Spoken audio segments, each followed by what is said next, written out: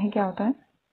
सवेरे माधव ने कोठरी में जाकर देखा तो उसकी स्त्री ठंडी हो गई थी। उसके मुंह पर मक्खियां भिनक रही थी, पथराई हुई आंखें ऊपर टंगी हुई थी, सारी देह धूल में लथपथ हो रही थी। उसके पेट में बच्चा मर गया था। माधव भागा हुआ घीसू के पास आया। फिर दोनों जोर जोर से हाय हाय करते हुए छाती पीटने लगे। पड़ोस वालों ने यह रोना धोना सुना तो दौड़े हुए आए और पुरानी मर्यादा के अनुसार अभागों को समझाने लगे, मगर ज्यादा रोने पीटने का अवसर न था। कफन की और लकड़ी की फिक्र करनी थी। घर में तो पैसा इस तरह गायब था जैसे चील के घोंसले से मांस। बाप बेटे रोते हुए गांव के जमींदार के पास गए। वह इन दोनों की सूरत से नफरत करते थे। कई बार इन्हें अपने हाथों से पीट चुके थे। चोरी करने के लिए, वादे पर काम पर न आने के लिए। पूछा, क्या है बे घिसुआ, रोता क्यों है? अब तो तू कहीं दिखलाई भी नहीं देता। मालूम होता है इस गांव में रहना ही नहीं चाहता।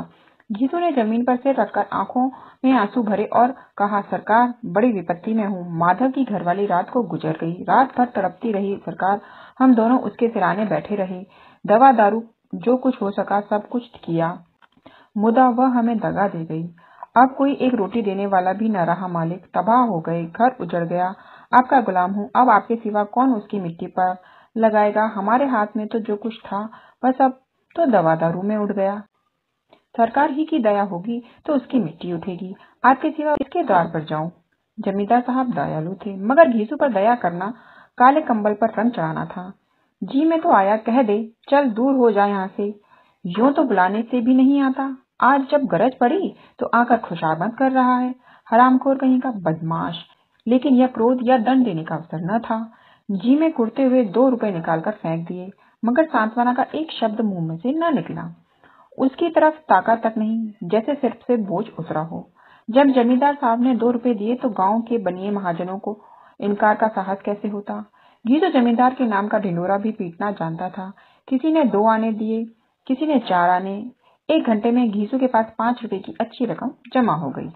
कहीं से अनाज मिल गया, कहीं से लकड़ी, और दोपहर को घीसू और माधव बाजार से कफन लाने चले। इधर लोग बांस बांस काटने लगे। गांव की नर्म दिल स्त्रियां आकर लाश देखती थी और उसकी बेकसी पर 2 बूंद आंसू गिराकर चली जाती थी। बाजार में पहुंचकर घीसू बोला, लकड़ी तो उसे जलाने भर को मिल गई है। क्यों माधव? माधव बोला, हाँ लकड़ी तो बहुत है, पर कफन चाहिए, तो चलो कोई हल्का सा कफन ले लें। हाँ और क्या, लाश उठते उठते रात हो जाएगी, और रात को कफन कौन देखता है? कैसा बुरा रिवाज है कि जिसे जीते जी तन ढकने को चीथड़ा भी न मिले, उसे मरने पर नया कफन चाहिए। कफन लाश के साथ जल ही तो जाता है, और क्या रखा रहता है? यही 5 रुपए पहले मिलते तो कुछ दवा दारू कर लेते। दोनों एक दूसरे के मन की बात ताड़ रहे थे। बाजार में इधर उधर घूमते रहे। कभी इस बजाज की दुकान पर गए तो कभी उस दुकान पर। तरह तरह के कपड़े, रेशमी और सूती देखे, मगर कुछ जचा नहीं। यहाँ तक कि शाम हो गई, जब दोनों न जाने किस देवी प्रेरणा से एक मधुशाला के सामने जा पहुंचे और जैसे किसी पूर्व निश्चित व्यवस्था से अंदर चले गए। वहां जरा देर तक दोनों असमंजस में खड़े रहे। फिर भीसू ने गद्दी के सामने जाकर कहा, साहू जी, एक बोतल हमें भी देना। इसके बाद कुछ चिखोना आया, तली हुई मछली आई, और दोनों बरामदे में बैठकर शांतिपूर्वक पीने लगे। कई कुज्जियों ताबड़तोड़ पीने के बाद दोनों सुरूर में आ गए। घीसू बोला, कफन लगाने से क्या मिलता? आखिर जल ही तो जाता, कुछ बहू के साथ तो न जाता। माधव आसमान की तरफ देखकर बोला, मानो देवताओं को अपना निष्पापता का साक्षी बना रहा हो। दुनिया का दस्तूर है। नहीं, लोग वाहनों को हजारों रुपए क्यों दे देते हैं? कौन देखता है परलोक में मिलता है या नहीं? बड़े आदमियों के पास धन है, फूके। हमारे पास फूकने को क्या है? लेकिन लोगों को जवाब क्या दोगे? लोग पूछेंगे नहीं कफन कहाँ है? घीसू हंसा, अबे कह देंगे कि रुपए कमर से खिसक गए, बहुत ढूंढा नहीं मिले। लोगों को विश्वास न आएगा, लेकिन फिर वही रुपए देंगे। माधव भी हंसा इस अनपेक्षित सौभाग्य पर। बोला, बड़ी अच्छी थी बेचारी, मरी तो खूब खिला पिलाकर। आधी बोतल से ज्यादा उड़ गई। घीसू ने 2 सेर पूड़ियां मंगाई, चटनी, अचार, कलेजियां। शराब खाने के सामने ही दुकान थी। माधव लपक कर 2 पतलों में सारे सामान ले आया। पूरा 1.5 रुपया खर्च हो गया। सिर्फ थोड़े से पैसे बचे रहे। दोनों इस वक्त इस शान से बैठे पूड़ियां खा रहे थे जैसे जंगल में कोई शेर अपना शिकार उड़ा रहा हो। न जवाबदेही का खौफ था, न बदनामी की फिक्र। इन सब भावनाओं को उन्होंने बहुत पहले ही जीत लिया था। घीसू दार्शनिक भाव से बोला, हमारी आत्मा प्रसन्न हो रही है तो क्या उसे पुण्य न होगा? माधव ने श्रद्धा से सिर झुकाकर तस्दीक से जरूर होगा। भगवान तुम अंतर्यामी हो, उसे बैकुंठ ले जाना। हम दोनों हृदय से आशीर्वाद दे रहे हैं। आज जो भोजन मिला वह कभी उम्र भर न मिला था। एक क्षण के बाद माधव के मन में एक शंका जागी। बोला, क्यों दादा, हम लोग भी एक न एक दिन वहां जाएंगे ही। घीसू ने इस भोले भाले सवाल का कुछ उत्तर न दिया। वह परलोक की बातें सोचकर इस आनंद में बाधा न डालना चाहता था। जो वहां हम लोगों से पूछे कि तुमने हमें कफन क्यों नहीं दिया, तो क्या कहोगे? कहेंगे तुम्हारा सिर। पूछेंगी तो जरूर, तू कैसे जानता है कि उसे कफन न मिलेगा? तू मुझे ऐसा क्या गधा समझता है? 60 साल क्या दुनिया में घास खोदता रहा हूँ। उसको कफन मिलेगा और बहुत अच्छा मिलेगा।